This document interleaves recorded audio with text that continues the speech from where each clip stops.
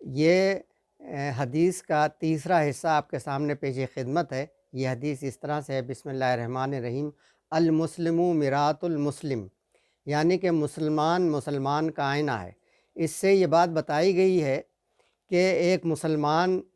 مسلمان کا آئینہ ہے، یعنی کہ جب ہم آئینے کے اندر کوئی چیز دیکھتے ہیں تو ہمارے چہرے کے اوپر جو نشانات ہوتے ہیں ویسا ہی دکھاتا ہے، نہ اس کو گھٹاتا ہے اور نہ اس کو بڑھاتا ہے، لہٰذا اس میں کوئی کمی بیشی نہیں کرتا ہے۔ اسی طریقے سے ایک مسلمان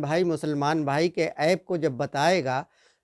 تو اس کے لیے یہ ضروری ہے وہ بطور اصلاح بتائے گا، اور تاکہ اس کے جو ہم عیب بتا رہے ہیں اس کی اصلاح ہو جائے، اس کی خرابی دور ہو جائے، اور اس میں ہمارے نزدیک یہ ہونا چاہیے کہ ہمیں اللہ کی رضا حاصل ہو جائے۔ جس طریقے سے آئینہ کوئی چیز گھٹاتا اور بڑھاتا نہیں ہے، اسی طریقے سے ہم اپنے بھائی کی کوئی چیز گھٹا اور بڑھا کر کے پیش نہ کریں اس کو، بلکہ صحیح طریقے سے ہم اس کے جو بات اس کی کمزوری ہے اس کو بتا دیں اور وہ اصلاح کر لے، تو اس میں اللہ تبارک تعالی ہمیں بھی اجر و ثواب عطا فرمائے گا اور اس کو بھی اس کا اجر ملے گا، تاکہ اس کی جو کمی ہے، جو کمزوری ہے، جو خامی ہے، وہ اللہ تعالیٰ اس کی دور کر دے گا، وہ اپنی اصلاح کر لے گا اور ہمیں اس کا اجر و ثواب ملے گا۔ وآخر دعوانا الحمدللہ رب العالمین۔